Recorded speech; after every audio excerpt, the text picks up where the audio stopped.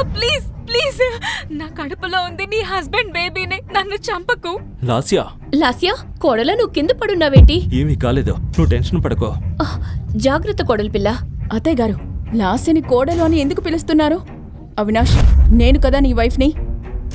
మరి మీ అమ్మ లాస్యని ఈ ఇంటి కోడలని అంటున్నారేంటి? అసలు ఇక్కడ ఏం జరుగుతుంది?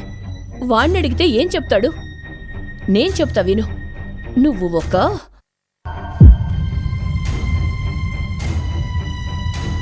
ఏ ఆడదైతే వంశాన్ని ముందుకు తీసుకెళ్లలేదో అలాంటి కోడలుండి ఏం లాభం? నాకు వారసునిచ్చేదే అసలైన కోడలు.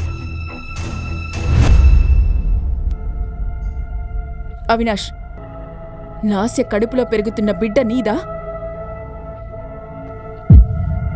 అవును, లాస్య కడుపులో ఉన్న బిడ్డ నాదే. ఇక నుంచి లాస్య నాతోనే ఉంటుంది. నేను నీకు డైవర్స్ ఇస్తున్నా. అవినాష్ మాటలు విని తన మనసు ముక్కలైపోయింది. తన సొంత చెల్లెలే తనకు సవతిగా మారింది. కేవలం ఆమె తల్లి కాలేకపోయిందనే కారణంతో తన హస్బెండ్ ఆమెను గెంటేయాలని చూస్తున్నాడు. నీకసలు సిగ్గుందా? నీ సొంత అక్క కాపురం కూల్చుతున్నావు. నేను మావయ్య కలిసి నిన్ను ఎలా పెంచామో మర్చిపోయావా? నీ స్టడీస్ కోసం, మంచి ఫ్యూచర్ కోసం నేను నిన్ను ఫారెన్ పంపాను. నీకోసం నా లైఫ్నే పణంగా పెట్టాను.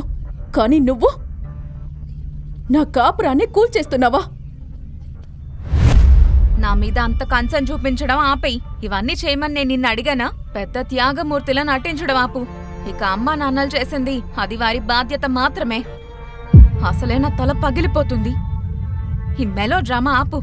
డ్రామా ఆపు, ఎక్కువైంది. ఇకపై లాస్య అని టెన్షన్ పడితే నేనేం చేస్తానో తెలీదు. డైవర్స్ పేపర్స్ రెడీ అయ్యే వరకు నీ లగేజ్ సర్దుకొని స్టోర్ రూమ్లో పడుండవు. లాస్యని జాగ్రత్తగా చూసుకోవడం నీ బాధ్యత. అర్థమైందా? కరెక్ట్గా చెప్పావురా. నువ్వు చెప్పింది నిజం. మన వంశాన్ని నిలబెట్టబోయే ఈ కొత్త కోడలి సేవలో ఎలాంటి లోపం జరగకూడదని ఈమెకు గట్టిగా చెప్పు. లేదంటే నేను ఈమెను వదిలిపెట్టను. ఒక ఆడదానివయ్యుండే మరొక ఆడదాని గురించి ఇంత దారుణంగా ఎలా మాట్లాడుతున్నావు? నాకు పిల్లలు పుట్టరు అంటే IVF లాంటి చాలా ట్రీట్మెంట్స్ ఉన్నాయి కదా. దీనికోసం నా కాపురాన్ని ముక్కలు చేయాల్సిన అవసరం లేదు. అత్తయ్య, ఇప్పుడు నేను అదే దేవుణ్ణి కోరుకుంటున్నాను. లాస్య ఏ వారసుడి గురించి అయితే కలలు కంటుందో ఆ కల ఎప్పటికీ నిజం కాకూడదని కోరుకుంటున్నాను. చాలు, ఇంకొక్క మాట మాట్లాడినా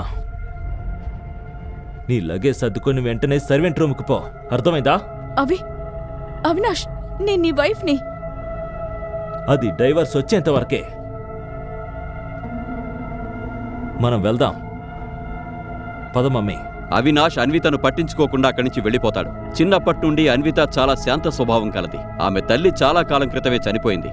కానీ అన్విత మావయ్య ఆమెకు ఎప్పుడూ తల్లి లేని లోటు తెలియకుండా చూసుకున్నారు. ఒక చిన్న గదిలో ఎంతో పేదరికంలో ఆమె తన బాల్యాన్ని గడిపింది. మావయ్య కూతురైన లాస్య చదువుకు ఎలాంటి ఇబ్బంది కలగకూడదని అన్విత తన చదువును కూడా వదులుకుంది. కానీ లాస్య మాత్రం ఎప్పుడూ అన్వితను తక్కువ చేసి మాట్లాడడం, అవమానించడం చేసేది. ఇప్పుడు అన్విత జీవితంలో విషం నింపడానికి ఆమె భర్తను పెళ్లి చేసుకోకుండానే లాస్య అదే ఇంట్లో ఉంటూ కుట్రలు చేస్తోంది. అవమానాలతోనే అన్విత రోజు మొదలవుతూ వస్తోంది. అవినాష్ బేబీ, అవినాష్ బేబీ, నాకు గొంతు ఎండిపోతోంది. అన్విత, వెళ్ళి లాస్యకి జ్యూస్ తీసుకురా. అన్వితకు లాస్యని చితకబాదాలనిపించినా ఆమె ప్రెగ్నెన్సీ మరియు అవినాష్ కోపం గురించి ఆలోచించి సైలెంట్గా కిచెన్లోకి వెళ్ళింది.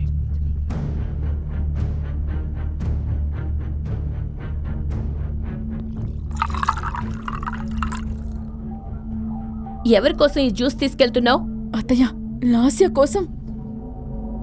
వద్దులే, నీ మీద నాకు అస్సలు నమ్మకం లేదు. ఒకవేళ నువ్వు ఈ జ్యూస్లో విషం కలిపి నా పుట్టబోయే మనవణ్ణి చంపేస్తే ఏంటి పరిస్థితి? దీను, ఈ జ్యూస్ తీసుకెళ్లి లాస్యకివ్వు. అత్తయ్య, నేను అవినాష్ మనసు గెలవడానికి చాలా ట్రై చేశాను. కానీ అతను అసలు నా దగ్గరకు రావడమే లేదు. అరే, నీలాంటి చదువు సంధ్యల్లేని దాని దగ్గరికి మా ఇంటి కుక్క కూడా రాదు. అసలు అందం సౌందర్యం అంటే ఏంటో నీకేం తెలుసు? కనీసం నీ చెల్లెల్ని చూసన్నా కొంచెం నేర్చుకోవచ్చు కదా. నా కొడుక్కి నీలో ఏం నచ్చిందో అర్థం కావడం లేదు. గుడిసెలో ఉండేదాన్ని తీసుకొచ్చి ఇంత పెద్ద మేడలో కూర్చోబెట్టాడు. ఇంకొన్ని రోజులు మాత్రమే అవినాష్ నీకు విడాకులిచ్చి లాస్యని పెళ్లి చేసుకుంటాడు. ఇంకా ఇక్కడే నిలబడి నా మొహం ఏం చూస్తావు? ఫినాయిల్ పట్టుకొని ఇల్లంతా క్లీన్ చేయి.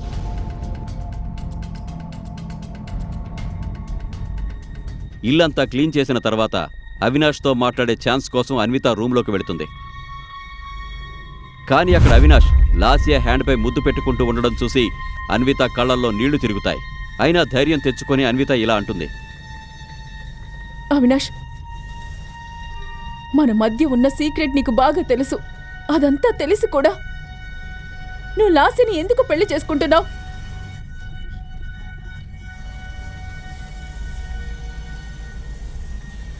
నువ్వు మోసం చేసి గెలుద్దామనుకుంటే అది పొరపాటు. నువ్వనుకున్నది నేను ఎప్పటికీ జరగనివ్వను. నేనే మోసం చేశాను అవినాష్. మీ తాతగారు ఆ కండిషన్ పెట్టకపోయుంటే నేను నిన్ను పెళ్లి చేసుకునేదాన్నే కాదు. నీలాంటి గుడిసెల్లో ఉండే అమ్మాయిల కుట్రలు నాకు బాగా తెలుసు. ఆ మాట విని అవినాష్ అక్కడి నుంచి వెళ్ళిపోతాడు. ఒకప్పుడు అన్విత పడుకున్న బెడ్ మీద ఇప్పుడు ఆమె చెల్లెలు లాస్య పడుకుని ఉంటుంది. రగులుతున్న మంటల్లో ఆజ్యం పోయడానికి లాస్య ప్లాన్ చేస్తుంది. అది అన్విత కలలో కూడా ఊహించలేదు. ఇప్పుడు రియల్ డ్రామా స్టార్ట్ అయింది. అన్విత, ఈ సోప్ వాటర్ ఫ్లోర్ మీద ఎందుకు పోసావు? నేను పడిపోయేదాన్ని. అవినాష్, అవినాష్ చూడు. అవినాష్ పరిగెత్తుకుంటూ రాగా అతని వెంటే వాళ్ళ అమ్మ కూడా వస్తుంది. నన్ను కింద పడేలా చేసి మన బేబీని చంపాలని చూస్తోంది. లేదు, ఈ నీళ్లు నేను పోయలేదు. Stop it. అమ్మా,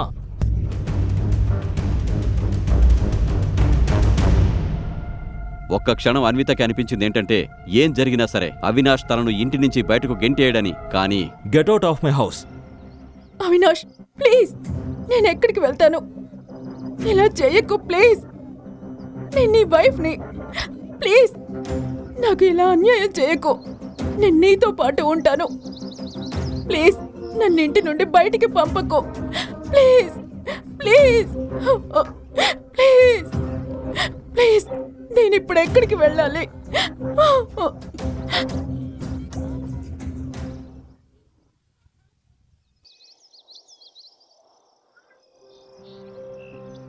లాస్య ప్లాన్ ఫలించింది.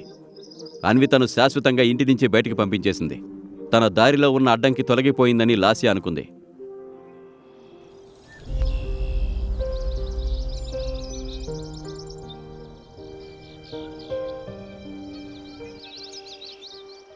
సరిగ్గా అదే సమయంలో ఒక కారు హార్న్ మోగడంతో అవినాష్, భారతి ఇద్దరూ బయటకు చూశారు.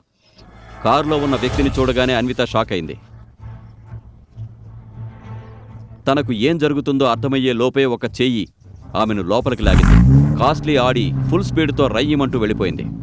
డోర్ దగ్గర నిల్చుని ఇదంతా చూసిన అవినాష్, భారతీయులు షాక్కి గురయ్యారు. కారులో ఉన్న వ్యక్తిని చూడగానే వాళ్ల కాళ్ల కింద భూమి కంపించింది. అన్వితను తనతో పాటు తీసుకెళ్లింది ఎవరు? ఆమెను కాపాడడానికి వచ్చిన సేవియరా, లేక ఇది మరో కుట్రలో భాగమా? అన్విత ఎప్పటికైనా లాస్యాకి గట్టి సమాధానం చెప్పగలదా? అవినాష్, అన్వితల బంధం వెనక ఉన్న అసలు రహస్యమేంటి? చివరకు మంచే గెలుస్తుందా లేక చెడు గెలుస్తుందా? కారులో కూర్చున్న వ్యక్తిని చూడగానే అన్విత బోరున ఏడ్చేసింది. ఆ కారులో ఉన్నది మరెవరో కాదు, ఆమె ప్రాణ స్నేహితురాలు ప్రియా. ప్రియా అన్వితను హగ్ చేసుకుంది. అన్విత, నీకు జరిగిన అన్యాయం గురించి నాకు తెలుసు. మనం ఖచ్చితంగా దీనికి ప్రతీకారం తీర్చుకుందాం. నా దగ్గర ఒక ప్లాన్ ఉంది. కానీ ముందు అసలు ఏం జరిగిందో నువ్వు నాకు క్లియర్గా చెప్పాలి. ఎప్పుడూ మెరిసే ఆమె కళ్ళు ఏడ్చి ఏడ్చి ఉబ్బిపోయాయి. ఆమె ముఖంలో బాధ స్పష్టంగా కనిపిస్తోంది. తన జీవితంలో కొన్ని రోజుల క్రితం మొదలైన ఆ తుఫాన్ని అన్విత గుర్తు చేసుకుంటోంది. నేనెప్పటికీ అమ్మను కాలేనా? ఒక బిడ్డకు జన్మనిస్తాననే కండిషన్తోనే కదా నా పెళ్లి జరిగింది. ఆమె చేతిలో నుండి మెడికల్ రిపోర్ట్స్ జారిపడ్డాయి. ఒక్క క్షణంలో ఆమె జీవితంలోని సంతోషాలన్నీ దుఃఖ సాగరంలో కలిసిపోయాయి. నాకు ఫస్ట్ నుంచే డౌట్ లోపం నీలోనే ఉందని.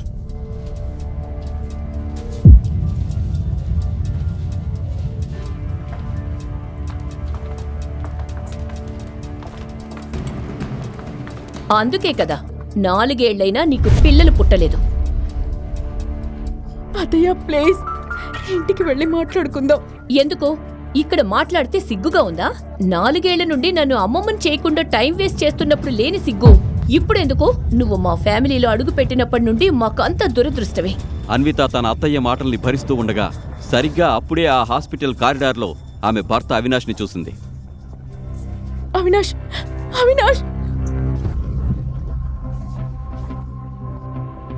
అన్వితను పక్కకి నెట్టేసి అవినాష్ ఉత్సాహంగా తన తల్లి దగ్గరకు వెళ్లి ఇలా అన్నాడు. అమ్మా, రిపోర్ట్ పాజిటివ్. అన్విత అత్తయ్య ముఖంలో కోపం క్షణాల్లో ఆనందంగా మారిపోయింది. మాత అమ్మ దయ వల్ల నా కల నిజం కాబోతోంది. అన్విత తన భర్త అత్తయ్య ప్రవర్తనలో వచ్చిన ఈ మార్పును చూసి అయోమయంలో పడిపోతుంది.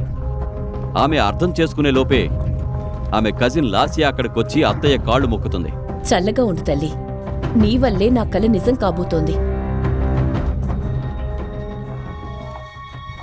నా అవినాష్ వంశాన్ని ముందుకు తీసుకెళ్లే బిడ్డ నీ కడుపులోనే ఉందని నాకు ఖచ్చితంగా తెలుసు. అన్విత ఒక్కసారిగా కుప్పకూలిపోయింది. తనను అక్కగా భావించిన సొంత కజిన్ తన కాపురాన్ని ఇంత దారుణంగా కూల్చేస్తుందని ఆమె అస్సలు నమ్మలేకపోతుంది. నీకీ విషయం తెలుసో లేదో, నాకు హాస్పిటల్ స్టాఫ్ జరిగినదంతా చెప్పారు. అసలు నీ అత్తగారు, నీ హస్బెండ్ వాళ్ళు తమని తాము ఏమనుకుంటున్నారు? పద, ఇప్పుడే మనం పోలీస్ స్టేషన్కి వెళ్దాం. ప్రియా, విధి రాతను ఎవ్వరూ మార్చలేరు. నీకు ముందే చెప్పాను కదా అవినాష్ నీకు సరైనవాడు కాదని. బహుశా అందుకేనేమో ఇప్పుడు ఇలా ఉన్నాను. ప్రియా, నువ్వు ఎప్పుడు చెప్పేదానివి కదా, ఒక డ్రింక్ తీసుకుంటే బాధలన్నీ మర్చిపోవచ్చు అని. ఈరోజు నా బాధలన్నింటినీ మర్చిపోవాలనుకుంటున్నాను. Let's go.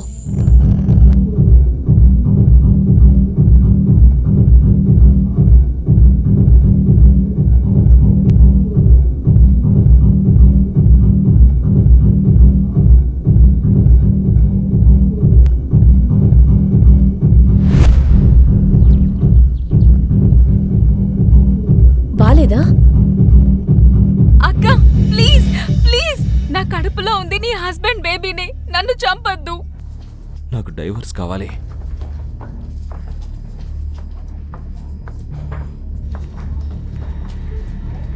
ఏం చేస్తున్నావు నువ్వు? ఎక్కువ తాగేశావు. Waiter, Anvitha please stop.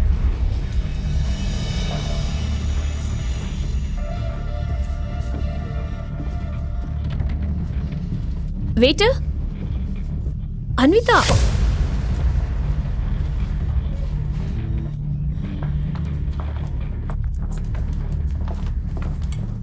Room number 607కి తీసుకెళ్ళండి. Room number 607? కానీ అక్కడ క్విక్! అన్విత, నువ్వు తనతో వెళ్ళు. నేను ఏటీఎం నుంచి డబ్బులు తీసుకుని వెంటనే వస్తాను, ఓకేనా? ప్రియా కూడా అన్వితకు వ్యతిరేకంగా ఏమైనా కుట్ర పన్నుతోందా? ఆ రాత్రి అన్విత మత్తులో మునిగిపోయి తడబడుతూ నడుస్తోంది. మత్తులో ఉన్న అన్విత ప్రియా చెప్పిన రూమ్కు వెళ్ళింది. ఆ రూంలోకి వెళ్లగానే ఆమెకు ఏదో వింతగా అనిపించింది.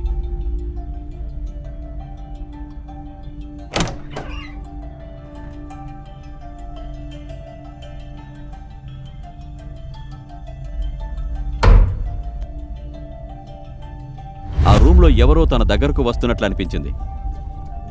రూంలో తనతో పాటు మరొక వ్యక్తి ఉన్నట్లు ఆమెకు అనిపించింది.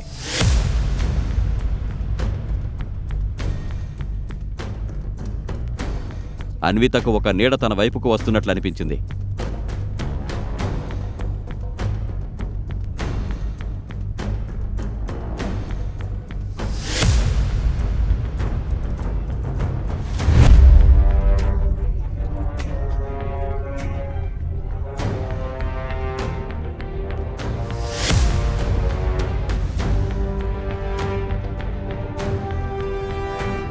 ఆ నీడ రూంలోని గోడల మీద మాత్రమే కాకుండా నేల మీద కూడా పడడం చూసింది.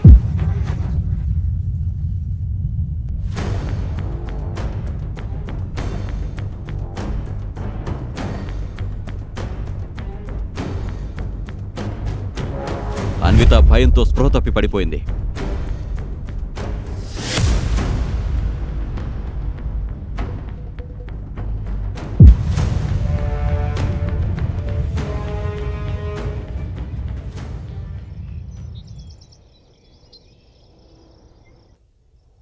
మరుసటి రోజు ఉదయం అన్విత నిద్రలేవగానే భారంగా ఫీల్ అయింది. ఎక్కువగా తాగడంతో నైట్ ఆ రూంలోకి వచ్చాక ఏం జరిగిందో ఆమెకు గుర్తులేదు. తల తిరుగుతుండగా ఆమె బెడ్ మించి లేవడానికి ప్రయత్నించింది. అప్పుడు తన కడుపు దగ్గర ఏదో బరువుగా అనిపించి కడుపు ఉబ్బి ఉండడాన్ని గమనించి షాక్కి గురైంది. టెన్షన్ పడుతూ అద్దం దగ్గరకు వెళ్లిన అన్విత తన షోల్డర్స్ మీద మరియు వీపు మీద ఉన్న గుర్తుల్ని చూసి నివ్వెరపోయింది. రాత్రి మత్తులో ఏం జరిగిందో అర్థం కాక ఆమె భయపడిపోయింది.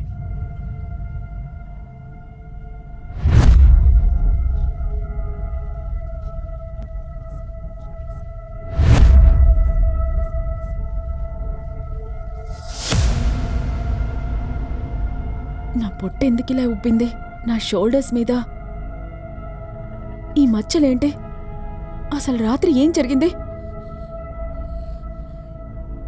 నాకేమీ గుర్తు రావడం లేదు. అసలు ఒక్క రాత్రిలో అన్విత ప్రెగ్నెంట్ ఎలా అయింది? ఆ రాత్రి ఆమెకు ఏమైంది? ఆమె షోల్డర్స్ పై ఉన్న ఆ వింత మార్క్స్ ఏంటి? ప్రియా కూడా ఈ కుట్రలో భాగమేనా? అన్విత ఎంత ఆలోచించినా ఆ రాత్రి జరిగిన విషయాలేమీ ఆమెకు గుర్తుకు రాలేదు. నా ఫోన్ అన్విత తన ఫోన్ని చెక్ చేయగా ప్రియ నుంచి 45 మిస్డ్ కాల్స్ ఉన్నాయి. వెంటనే ఆమె ఫోన్ మళ్లీ మోగింది. అన్విత, ఎక్కడున్నావు నువ్వు? నైట్ నుండి నిన్ను వెతుకుతున్నాను. నేను హోటల్ రూమ్లో. 1 మినిట్, రూమ్ నెంబర్ చెక్ చేసి చెప్పు. 607. Okay, fine. రూమ్ నెంబర్ 607 అని వినగానే ప్రియా ఊపిరి పీల్చుకుంది. పరుగు పరుగున అన్విత ఉన్న రూమ్కి వెళ్ళింది.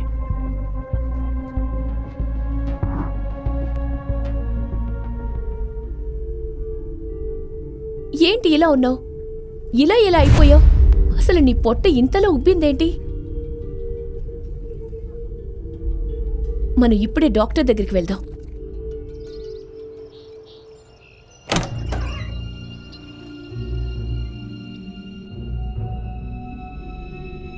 రిపోర్ట్లు వచ్చాయి. మీరు 7 నెలల గర్భవతి. ఒకవైపు అసలు ఎవరితోనూ గడపకుండానే ఒక్క రాత్రిలో 7 నెలల గర్భవతి ఎలా అయ్యానని అన్విత షాక్లో ఉంది. మరోవైపు అన్విత ప్రెగ్నెంట్ అని తెలియగానే ప్రియ ఎంతో సంతోషంగా ఉంది. ప్లీజ్ నిజం చెప్పు ప్రియా, నిన్న రాత్రి అసలు ఏం జరిగింది? జరిగిందంతా చెప్తాను అన్విత, కానీ ఒక్క కండిషన్. కండిషన్? ప్రియా కండిషన్ విని అన్విత ఇలా అంటుంది. ఏం మాట్లాడుతున్నావు ప్రియా? నైట్ ఏం జరిగిందో చెప్పకపోయినా పర్వాలేదు. నీ కండిషన్ నేను ఒప్పుకోను. ప్రియ పెట్టిన ఆ కండిషన్ ఏంటి? అన్వితకు ఆ రాత్రి జరిగిన నిజం తెలుస్తుందా? ఒకవైపు అన్విత తన జీవితంలో జరిగిన అంతుచిక్కని విషయాన్ని తెలుసుకోవడానికి ప్రయత్నిస్తుంటే, మరోవైపు అవినాష్ హాస్పిటల్లో లాస్యకి వైద్య పరీక్షలు చేయిస్తున్నాడు. లాస్య ఎప్పట్లాగే కొత్త డ్రామా మొదలుపెట్టింది. Okay, thank you doctor. మన బిడ్డకేమైనా అయి ఉంటే నేను బ్రతికేదాన్ని కాదు. No no no, don't worry. నేనుండగా అన్విత గాని ఇంకెవరూ గాని మన బిడ్డను ఏమీ చేయలేరు. నువ్వు అస్సలు టెన్షన్ పడద్దు.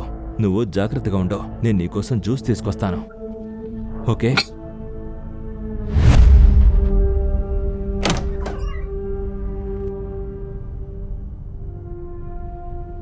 ఇప్పటి వరకు ఫోటోలు ఎందుకు రాలేదు?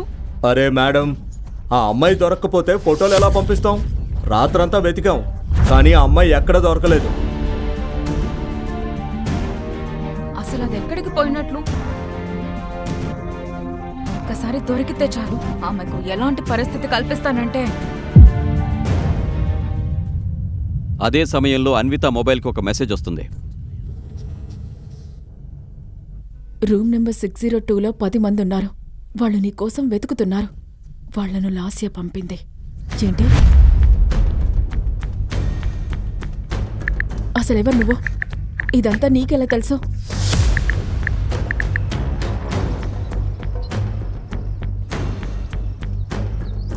నిన్న రాత్రి నీతో ఉన్నది నేనే. నీ లైఫ్ ఇప్పుడు పూర్తిగా మారిపోబోతుంది.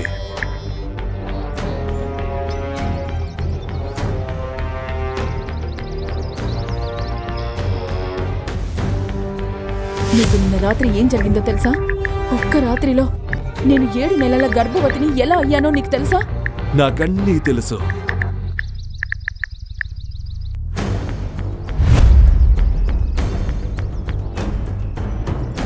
నేను నిన్న రాత్రి నీతో ఏం చెప్పానో దానికి నువ్వు రెడీగా ఉంటే నాకు కాల్ చేయి.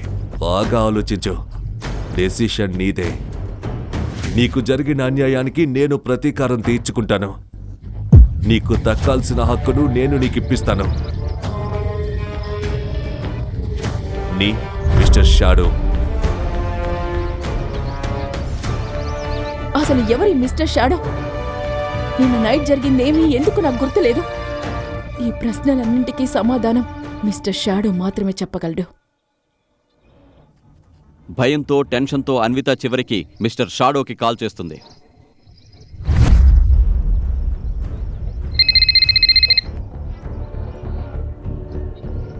హలో అన్విత, నువ్వు తప్పకుండా కాల్ చేస్తావని నాకు తెలుసు. చెప్పు, ఏం నిర్ణయించుకున్నావు? ఎవరు నువ్వు? నా దగ్గర నుండి ఏం ఆశిస్తున్నావు? నా లైఫ్లో జరిగిన వాటికి నువ్వెందుకు రివెంజ్ తీర్చుకోవాలనుకుంటున్నావు? నేను నీ స్నేహితున్నో లేక శత్రువునో కాలమే చెబుతోంది. కానీ ఒక్కటి గుర్తుంచుకో, ప్రస్తుతం నీకు శత్రువులైన ప్రతి ఒక్కరూ నాకు శత్రువులే. నీకు జరిగిన అన్యాయానికి ప్రతీకారం తీర్చుకునే వరకు నేను నిన్ను వదిలిపెట్టను. అసలు ఎవరే మిస్టర్ షాడో? అన్విత నుండి అతను ఏం ఆశిస్తున్నాడు? ఆమెకు జరిగిన అన్యాయానికి అతను ఎందుకు ప్రతీకారం తీర్చుకోవాలనుకుంటున్నాడు? ఆ రాత్రి అన్వితకు అసలు ఏం జరిగింది?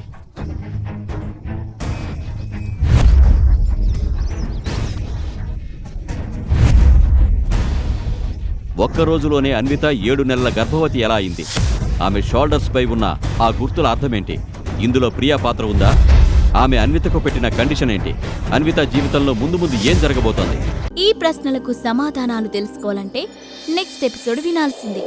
క్రింద ఇచ్చిన లింక్ ని క్లిక్ చేసి పాకెట్ ఎఫ్ఎం యాప్ ని ఇన్స్టాల్ చేసుకోండి. Stay tune to pocket FM.